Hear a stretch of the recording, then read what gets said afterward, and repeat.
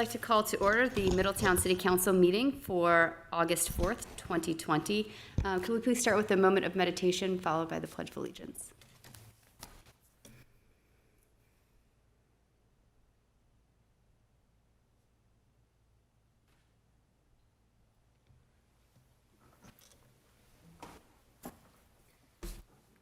Allegiance to the flag of the United States of America and to the republic for which it stands, one nation, under God, indivisible, with liberty and justice for all.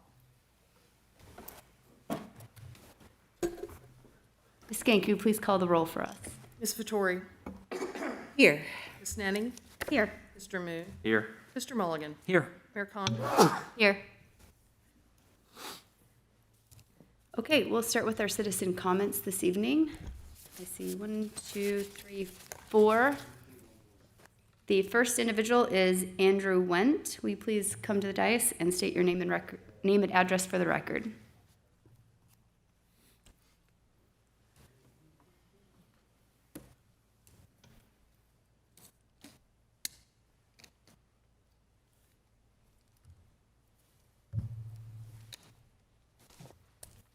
Good afternoon.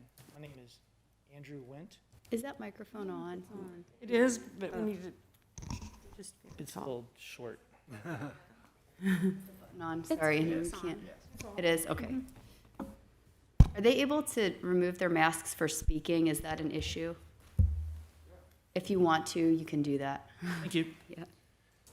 Well, Andrew Wendt, 4602 Manchester. So good evening, and thank you, council members, and thank you to the members of our police and first responders. Again, my name is Andrew Wendt. I am 56 years old, and I've lived in Middletown on the East End most of my life, which by all measures has been pretty happy and peaceful. My employer owns and manages the office building on the corner of Town and Roosevelt. My present struggles in that area is making sure that we check the property for needles and other drug paraphernalia before we have a potential tenant stop by to look at office space. Tenants are hard to come by these days, as the economy and the city's reputation are a tough combination to overcome. In my personal life, I am one of the last of my friends and family to live in Middletown, with most having left for nearby communities where they feel safer. Should things not change, I'll probably follow suit within the next 2 or 3 years. Within my last 3 years in Middletown, I've had my home broken into by a career criminal, and I've seen an armed robbery of a subway. Prior to that, as a boy here in Middletown, I had a knife held to my throat while being mugged. A few years later, my friend and I were in the same area, down at the city center mart, when we had our bikes stolen by a thief with a bolt cutter.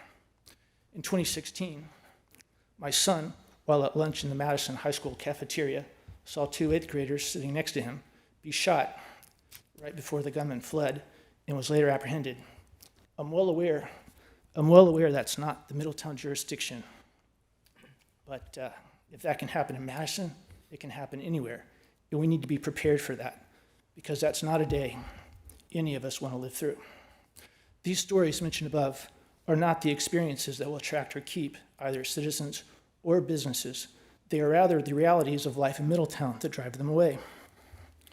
So, I would quickly like to ask 2 questions. If this council, with all of its dedication and concern for the Middletown community, will not make the safety of its citizens a top priority, who will? And if today, with the potential $250,000 grant for community policing, if the council is unwilling or unable to improve our safety, then when? And in closing, I'd like to say, welcome to our new city manager. And if he doesn't know, he'll soon learn. There are a good number of ways that he can run the numbers on our city crime stats to make the city look better on paper. But remember, paper changes nothing, because we don't live on paper, we don't suffer on paper, we don't die on paper. All that happens out there, in our homes and in our streets, and there's only one division of this government whose mission it is to protect and serve, and that is the Middletown Division of Police. 3 minutes. We need more of them out there with us, and we need this grant, and we need your help. Thank you. Thank you. Next citizen comment card I have is Levi Kramer on behalf of Rodney Muterspaw, Heather Gibson.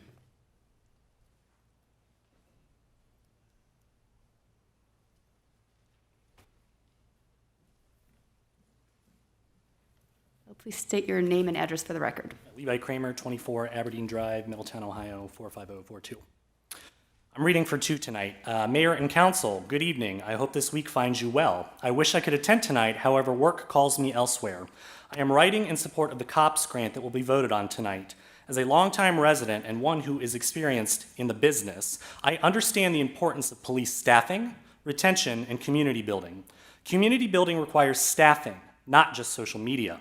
Officers personally in the field, at events, and in the neighborhoods are required.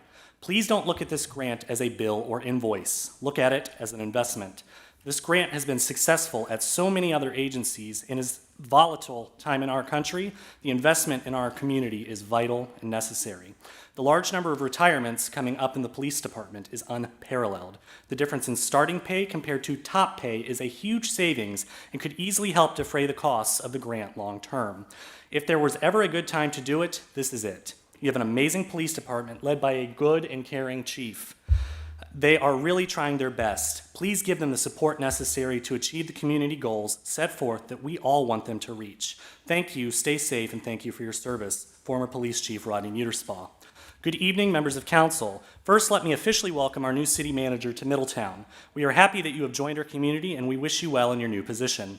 I am writing this in lieu of attending the council meeting tonight in person due to COVID, but would like my comments read aloud during the citizen comments of the meeting.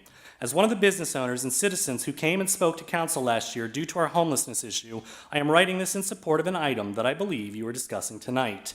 That is, giving the city manager authorization to accept a grant to allow the police department to hire 2 additional officers for the purpose of community policing.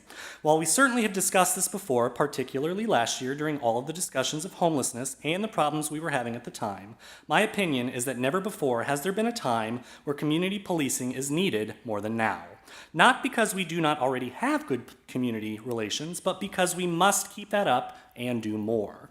The city is large enough that we can certainly benefit from having such a program operating within our police department. Middletown, thankfully, has escaped what other cities have faced these last couple of months. I believe we have done that because of our leadership. Those that have understood that building a bridge between our police department and our community is of the utmost importance. So now we must not only continue that, but expand upon it. The only way we do this is by adding additional personnel to achieve this goal.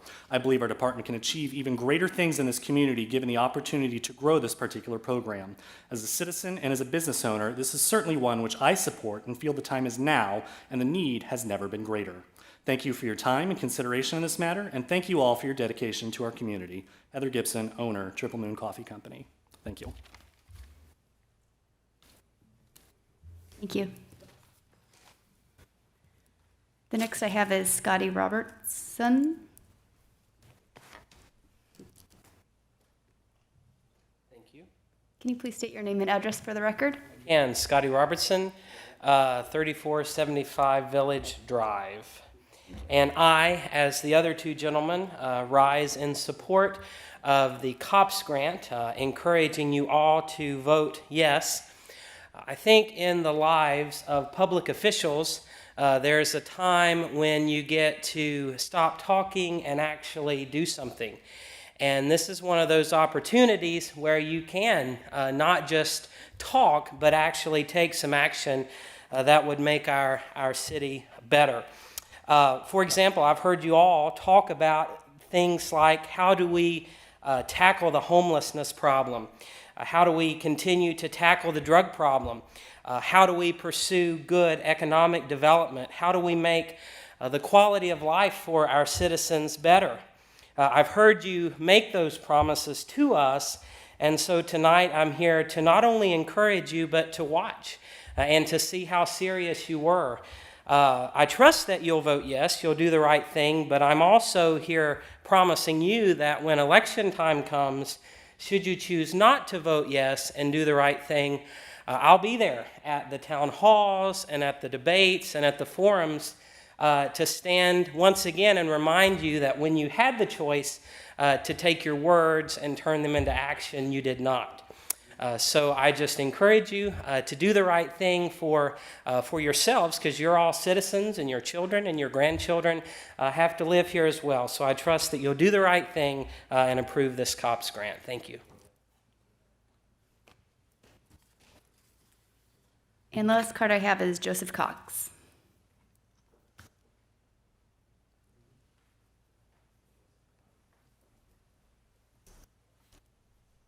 Can you please state your name and address for the record? Yeah, Joseph Cox, 231 Heather Way Street. So, council, tonight, if you guys don't know me, I'm Joe Cox. I run Average Joe Films, our small media company here in town. You would recognize us from the police lip sync video a few years ago. I'm very good friends with the police department, so I'm a little biased, but I hear Burke and all of the police department calling for this aid. So I've prepared a little statement. I hate public speaking, but I'm doing this tonight because of my love for my city and the police department. First, I would like to commend council for applying for this COPS grant in the first place. This is a creative and proactive way to aid in public safety, but without hurting our dwindling budget. Almost all of you ran for council with a focus on public safety. Passing this is an excellent start. The next step, though, I've heard from Chief Burke and former Chief Muterspaw that even 2 more cops in our department, we'd still be understaffed. Perhaps it's time we talk about wasteful spending. If the public safety is a priority and we can't afford enough police officers, perhaps we should evaluate our spending. For example, spending over $20,000 a year on a contract with Spot On Media. What are they doing for us? How many videos are they making? What is that doing for the city in marketing? How about $25,000 a year, or $25,000 this past year, or more than that, on a third-party company evaluating a drop zone for skydivers? $25,000 a year for that? Okay, maybe it wasn't. Maybe it's not that much. I don't know, but maybe it's more. I don't know. It's a lot of money. Let's just put it that way. This COPS program is a no-brainer. You're saving money for the taxpayers and expanding the police force, which is expanding public safety, which is what you've all campaigned for and what we've been asking for, and it's not going to kill the budget. You've got the citizens supporting you and backing you. We're just asking you, the pen is in your hand. You guys can do it. You can help our police department. When your chief, who you guys have all hired and love, Chief Burke's doing a great job, he's asking you for help. It's right there. Thank you. Thank you. Okay, next we have our council comments. We'll start left with Ms. Vittori. Thank you. I just wanted to send my thoughts out to the city of Dayton and those from the Oregon district and let them know that we stand in solidarity with them on this day that annualized the tragedy that they experienced, and I know that they're still recovering as a community, so I wanted to send my thoughts to them. And then secondly, this is just kind of off what Mr. Cox said. Could I see a copy of the invoice for the Quadrex consultation on the airport? Because I always thought it was $6 to $8 grand, so I would just like to know exactly what it was, because people keep talking about the number, but I don't even know exactly what it is. So if I could get a copy, and perhaps my council would like to see it as well, just so we know definitively what that number is. And that's all. Thank you. Mr. Mulligan. Yes, thank you, Your Honor.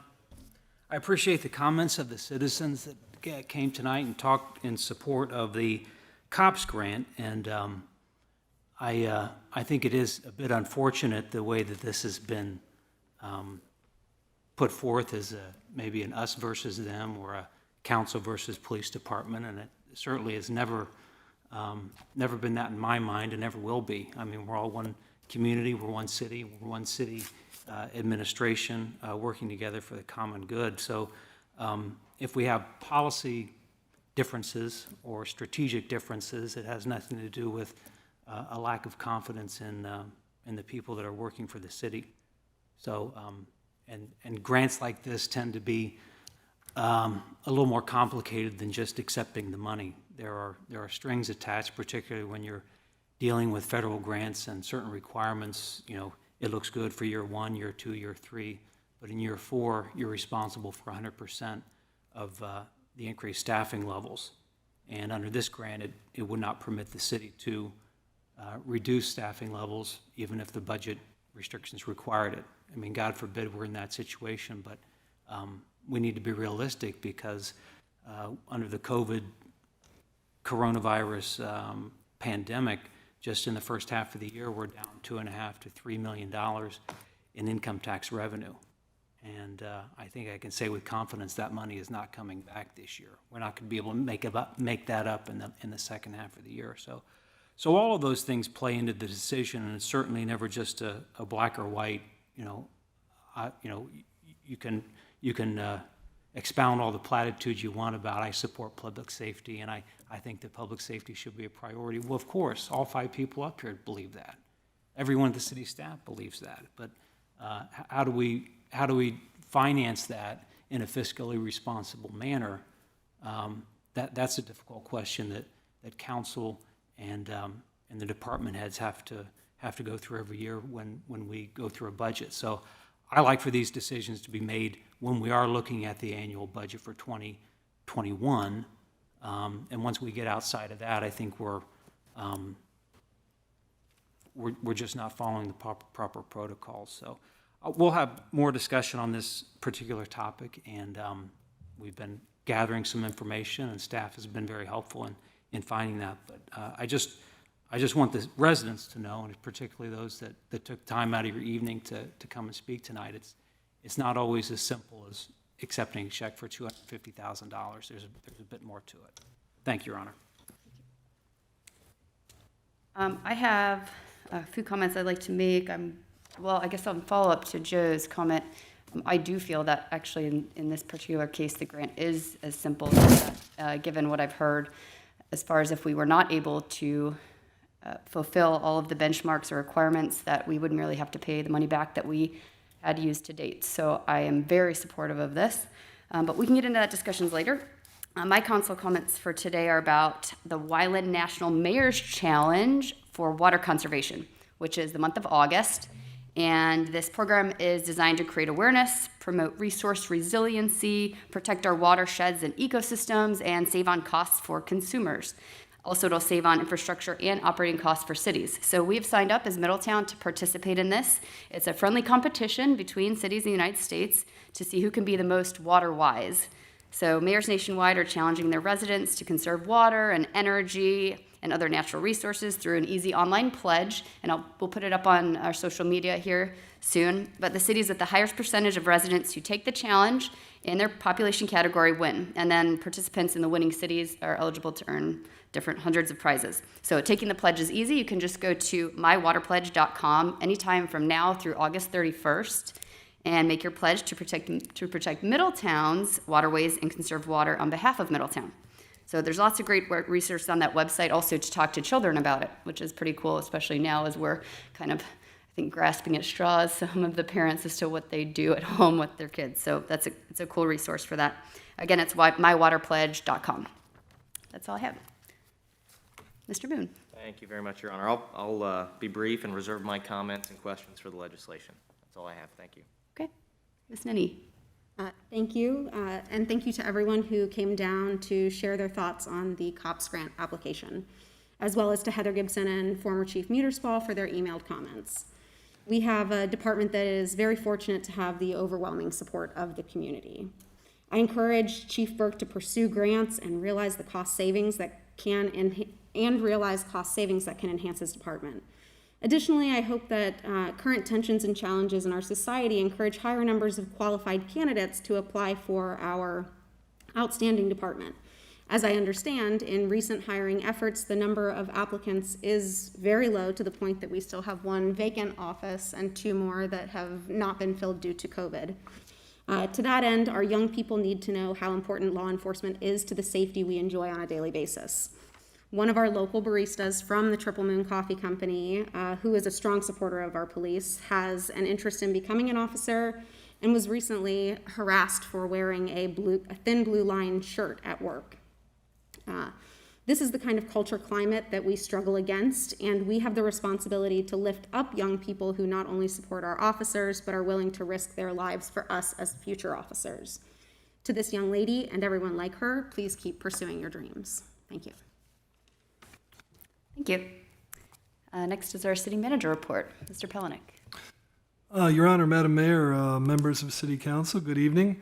I have had the opportunity in the first several weeks of my tenure to be able to meet a lot of the folks within our internal organization, talk about a lot of the issues that are going on in the community, and just do a lot of listening.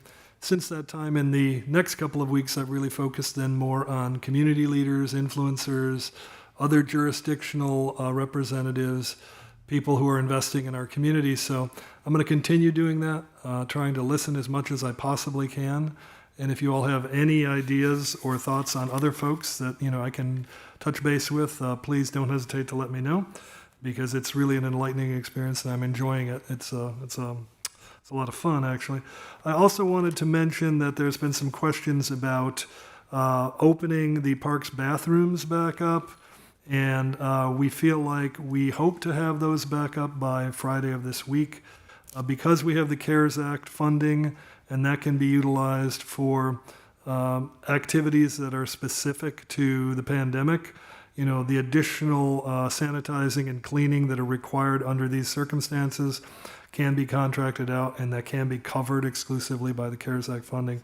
So we feel like not only can we do the proper cleaning of those and be on top of it, but it also will not impact our budget. So hopefully those details will be worked out, and you'll see those opened up by the end of the week. And that's all that I have. Thank you. Okay, Ms. Skank, will you please present the consent agenda for us? For your consideration this evening, to approve the city council minutes from April 24th, May the 5th, May the 9th, and May 19th, 2020. To receive and file board and commission minutes from the Civil Service Commission, December 19th, 2019, January 16th, May 21st, and June 25th, 2020. From the Midpoint Library Board, April 21st and May 19th, 2020, and the Board of Health, June 9th, 2020. To receive and file oaths of office from James Palahniuk and Charles Daniels. To confirm the personnel appointments of Jesse Lovejoy, Corrections Officer, Department of Public Safety, Division of Police, and of Sidney Hensley, Dispatcher, Department of Public Safety, Division of Police, and to approve the final record plat for the Renaissance 2, Section 9 and 10. 9 and 11. I'm sorry. I move 9 and to 11. approve the issues and actions set forth in the consent agenda. Second? Ms. Skank, will you please call the roll for us? Ms. Nenny, Yes. Mr. Moon, Yes. Mr. Mulligan, Yes. Mayor Condrey, Yes. Ms. Vittori. Yes. Council, there are 7 items of legislation on tonight's agenda. Of those, 2 are emergency items. We are asking for a motion to waive the charter provision requiring 2 separate readings as to the following items. Resolution number R 2020-24 and ordinance number O 2020-38. I move that the charter provision requiring readings on 2 separate days be waived, and that resolution R 2020-24 and ordinance O 2020-38 be declared emergencies and read one time only. Before we move on, I would propose that 2020-24 be delayed and read at our next meeting in 2 weeks. I'm not sure the proper protocol for how we do this. I would second that request. Hold on. So we're requesting that no action be taken at tonight's meeting and that the vote on that emergency issue be made at the next meeting. Okay, so right now you have a motion on the floor. We did not. Mr. Mulligan Gotcha. moved to waive the charter provisions. So you can make an amendment to that, but then we have to vote on the amendment and go from there. I'll withdraw the motion, and we will, I move that the charter provision requiring reading on 2 separate days be waived, and that ordinance number O 2020-38 be declared an emergency and read one time only. Second? Ms. Skank, will you please call the roll for us? Mr. Moon, Yes. Mr. Mulligan, Yes. Mayor Condrey, Yes. Ms. Nenny, Yes. Ms. Vittori. Yes. Ordinance number O 2020-36, an ordinance authorizing the city manager to enter into an agreement for a small business economic development grant with Babs Kayaking LLC, here tonight for a second reading. Any comments on this one? So move for adoption? Second? I was going to make a comment and my brain freezed. I am friends with the owners of this and my teammates, so I will be abstaining just for clarity. Ms. Ganku, please call the roll. We had a motion and a second already, correct? Yes. Okay. Mr. Mulligan, Yes. Mayor Condrey, Abstain. Ms. Vettori, Yes. Ms. Nenny, Yes. Mr. Moon. Yes. Ordinance number O 2020-37, an ordinance authorizing the city manager to enter into a forgivable loan agreement with Brent, Smokin, Butts and Grill LLC for small business economic development assistance, here for a second reading. So move for adoption. Second? Any comments on this one? Okay, Ms. Ganku, please call the roll. Mayor Condrey, Yes. Ms. Vettori, Yes. Ms. Nenny, Yes. Mr. Moon, Yes. Mr. Mulligan, Yes. Resolution number R 2020-24, a resolution authorizing the city manager to accept a grant and enter into a grant agreement for the 2020 COPS hiring program with the U.S. Department of Justice and declaring an emergency. Is this where we make our request? Do No, I think make we already the removed comment it. first? So it's been read. Okay, You don't have to take any action on it because you already said that you were not going to act. okay. You were not going to act on it as an emergency at this meeting. Got So it's still on the agenda and it'll return to the agenda for the 18th. Thank you for clarifying. Mr. Palaniuk, I believe we discussed if we get into a situation where we accept the grant, a year and a half goes by, and coronavirus has tanked our revenues X percent, is the only potential penalty is we need to return the funds, or is there anything that you know above and beyond that? And if you're not sure here, I'm sorry to put you on the spot. Just an email at some point in the next 2 weeks would be helpful. I can respond, Councilman Moon. It is my understanding that, yeah, if we found ourselves in a circumstance that we had expended some portion or all of the grant and could not then fully comply, then the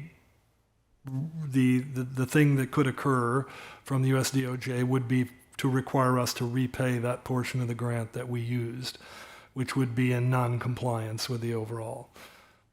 Thank you. What is the likelihood in some situation that the COVID pandemic continues to pan out the way it is, and we're not the only community who can't pay for these types of grants, that it would be forgiven? I think we are certainly in extraordinary circumstances, and I think we've seen things here in the last year that we probably wouldn't necessarily have expected, like large amounts of money that have come from the federal government. Some of those have had a lot of restrictions on them, and we're hearing now that some of those restrictions will be lifted, because I think when a lot of communities wind up in a similar circumstance where there's financial hardship and it's not reserved to, just a few communities, but it's very widespread, then I think the likelihood becomes a lot greater that there's that kind of forgiveness or that kind of altering the way that you might normally do business. So, business as usual is not usual right now. So that's why it's very hard oftentimes to predict. We know certainly what the rules and the regulations are. We know the way that they've dealt with these things in the past. It's very hard to imagine what they may do in the future because, again, we're having lots of discussions about this relative, significance of, financial hardship that have befallen not only municipalities, but counties, state governments, anybody that depends on recurring tax revenues that in large measure have gone down dramatically because of sales tax, income tax, and other ways that simply aren't being produced anymore.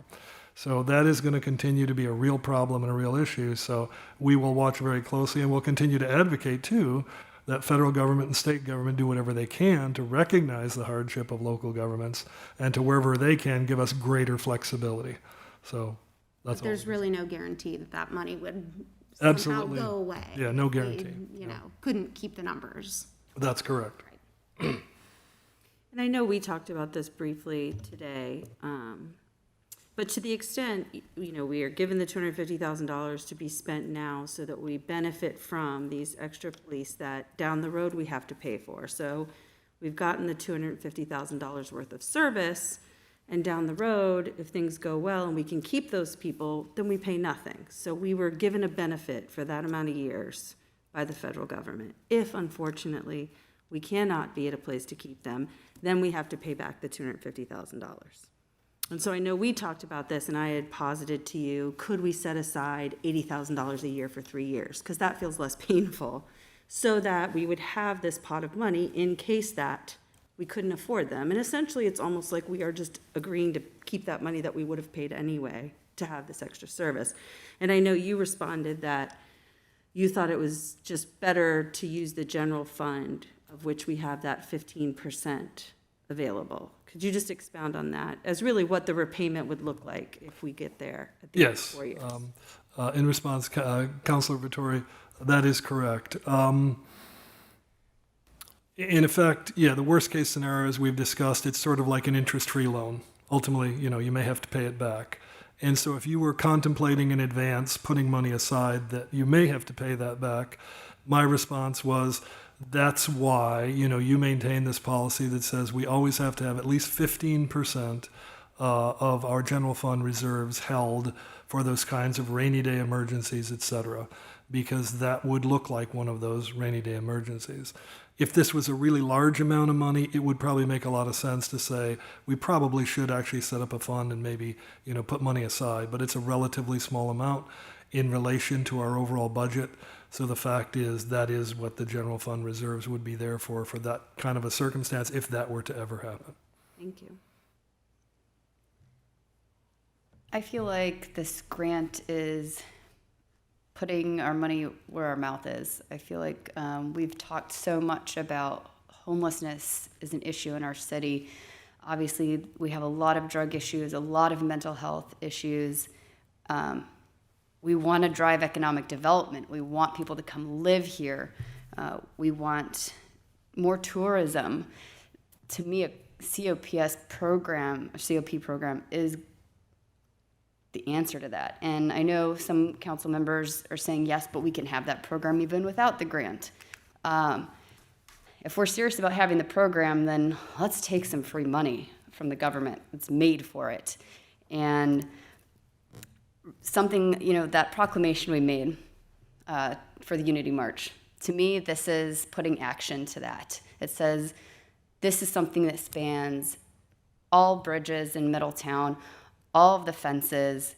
It helps everyone in every single way we could imagine. I canvassed a lot of citizens on this with an unbiased opinion. I said, what do you think of this? And I talked about the strings attached, and I did not find anyone who was opposed to it. The left side, the right side, the middle. I think it's a big win for Middletown. I feel like it's a morale booster for the city to say and commit to having this program. And I think it brings us together. And it's the communication with the citizens that they're asking us, pleading for us to have. So I'm a big supporter of this, and I'm grateful for everyone's really thorough thought processes behind it. I know everyone's not taking it lightly, but I know we'll have a couple weeks now to think about it. But, I'm a big supporter, and thank you, Chief Burke, for bringing it to Middletown. I would just piggyback off that a bit to say, I think that with what we can expect in evictions coming up, I think we're going to see homelessness increase. I think we're going to see crime increase. The governor said today homicides are up 24%. So I think that it's almost good fortune that we have the ability right now to increase our police force with someone else's money, and that there's a good possibility we'll be able to keep them in 3 or 4 years, and then that money was free. There is also some possibility we won't, and we'll have to pay it back. But I think it's 100% possible and probable that crime's going up right now, and that this is a time when we could use more cops.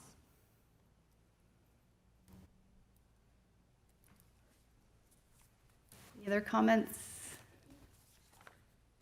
Well, just, I would add to Your Honor, Ms. Vittori, I mean, option 3 was on the table as far as, we don't need to wait for the application or the determination of the federal grant. We can move forward and authorize Mr. Palahniuk to proceed with a $250,000 expenditure and just go ahead.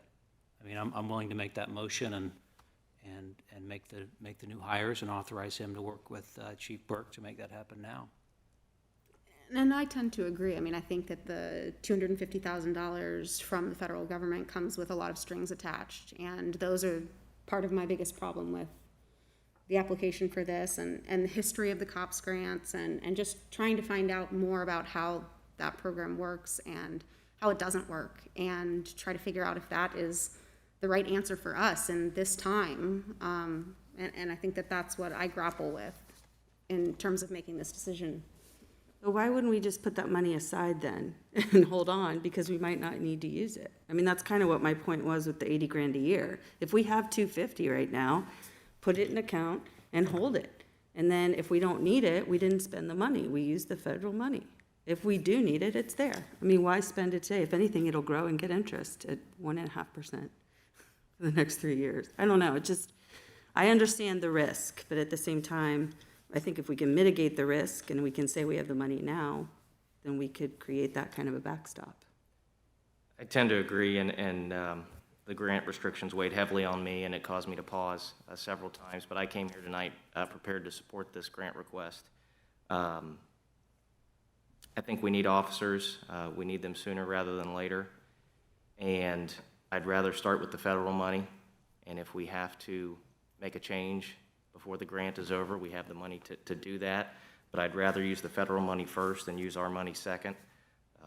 And I suppose we'll have the opportunity to vote on that next week, but that was what I was prepared to do this evening.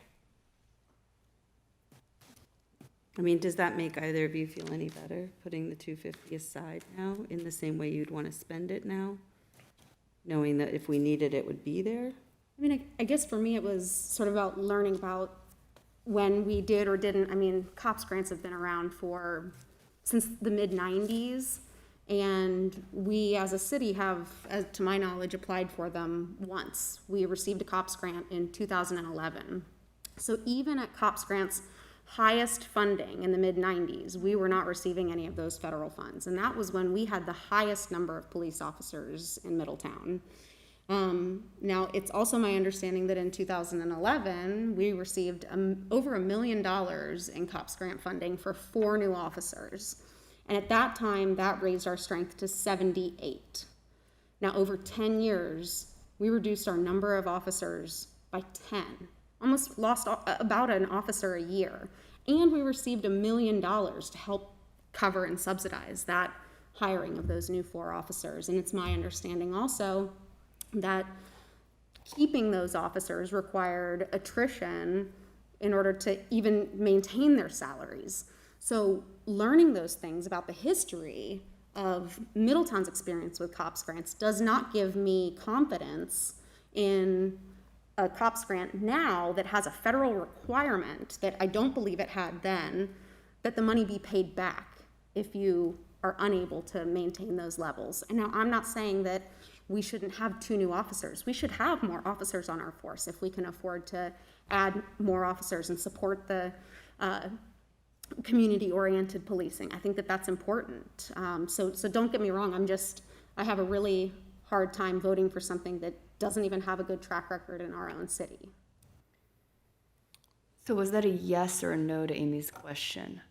Well, you asked if I have more confidence, and I'm saying no. No, I mean about the setting the 250 aside, I think was. Right, rather than spending I the just wanted- 250 today and hiring 2 cops, we put it separately and hold it to the extent that we might have to use it, because we may never I mean, have to it's use the it. first I've heard of it tonight, and I haven't really had a chance to consider what impact that might make. So, I mean, going into tonight, no, I did not consider that. But I appreciate that we're thinking outside of the box and trying to figure out a way to make it work and not get caught holding the bill. Right, well, I just, seeing that you and Joe both said that you would support spending $250,000 today, and the 3 of us would support just taking the grant, to me, that might be a way that all 5 of us could come together. So that's why I was positing it as a possibility. Did you have something to say? Sure. Yeah, Madam Mayor, if I could, Yeah. just to give a little bit more clarity to some of the history with the COPS hiring grants, they have changed dramatically over the years. The local match has been increased significantly over time. They do now have these retention, and as Councilor Nenny was referring to, that older grant actually was more about retaining than it was adding new officers. So it was a lot more money. There wasn't nearly so much a match or other requirements to it. So it's become dramatically different, as you might imagine, more competitive, less dollars. So with fewer dollars to go around, the feds can require a great deal more. So those have changed significantly over time. And I didn't mean to put you on the spot, Monica. I just wanted to know if you had the opinion on the 250. Sorry. First I've heard of it, so it's something I'm definitely willing to think about. I mean, I think that was the point of delaying this vote for 2 weeks, because there was some intention that we think about a few things a little bit and try to come at this with as many good ideas as possible. Yes, Mr. Pellet. Might I also, Madam Mayor, just so that everyone understands what we mean when we talk about alternative 3, because there was the obvious 2 alternatives: accept this award, don't accept this award, or number 3 is recognizing the fact that the way we were funding our local match is that we're expecting quite a series of retirements within the police department over the next year and a half, probably 7, perhaps 8 officers.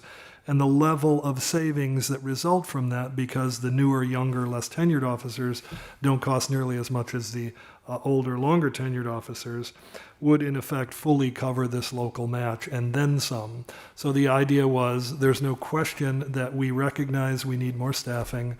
We're looking to implement more in the way of community-oriented policing, and the level of savings would still be there if we want to choose to not actually take the award of federal funds and to not buy into the restrictions, but still recognize the fact that we need additional staffing, and we feel we can actually accomplish that within the existing budget, assuming that it doesn't get dramatically worse as a result of the pandemic. So that was the idea of what alternative 3 looks like. And the one there's a lot of positives, but one really good positive that I hear tonight is we all want community-oriented policing. So that's, I think, just a message from council to the citizens. We want to do this, and we're going to think outside the box the next couple weeks and come together and vote on it.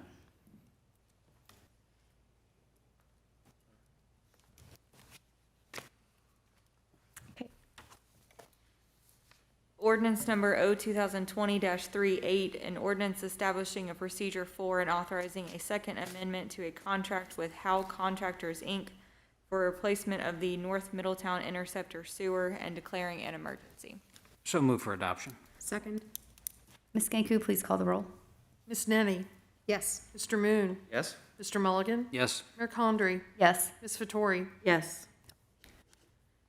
Ordinance number O2020-39, an ordinance authorizing a contract with the Great Lakes Construction Company for repairs to the University Boulevard Bridge and declaring an emergency. However, no action is requested until August 18th, 2020.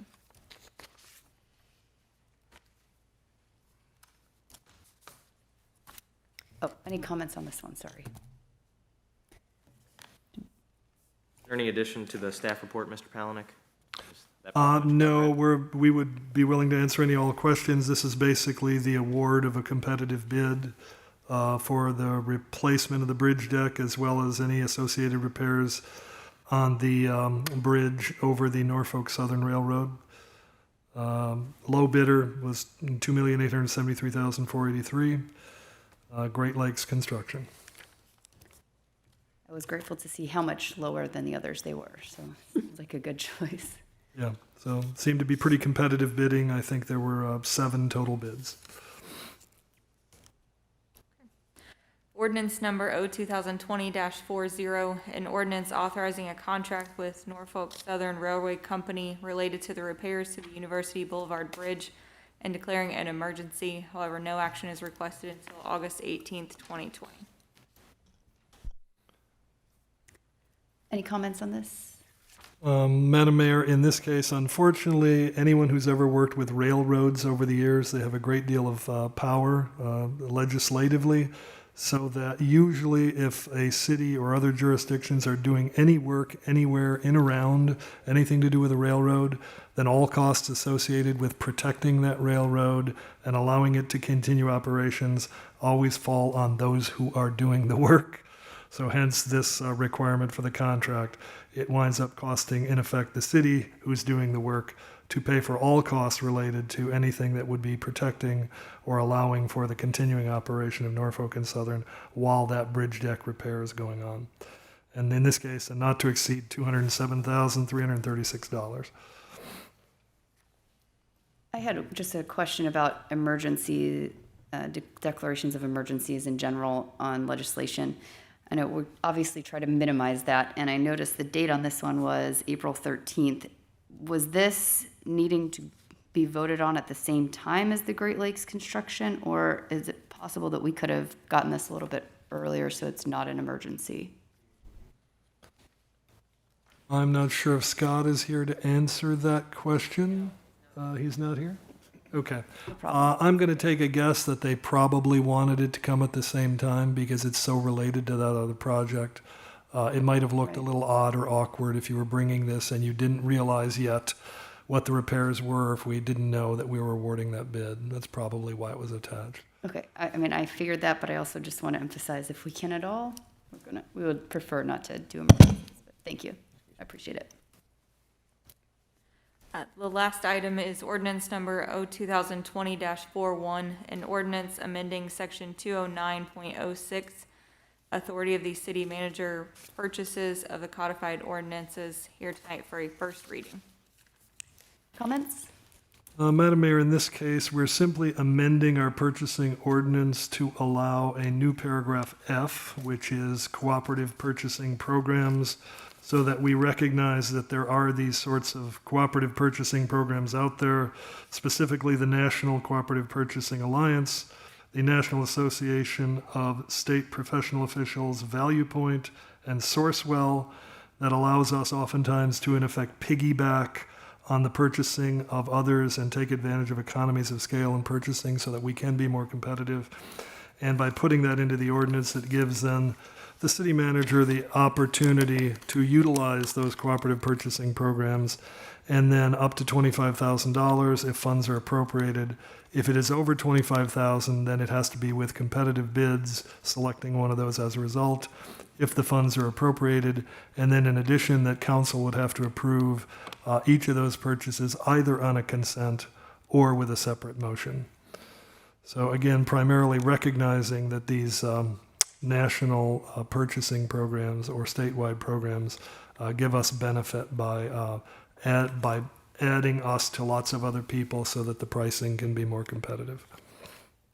Mr. Palaniuk, this is just adding more vendors to the list of options. It's not revising the limit of the city manager's authority. Is that correct? It is my understanding that's correct. Yeah, it's just exactly what you said, adding those additional opportunities to look at cooperative purchasing. Yeah. Thank you.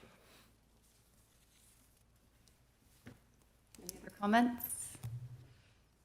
Okay, well, with that, we will adjourn until 18 August at 17:30 or 5:30 p.m. here in council chambers. And until then, blue skies over Middletown.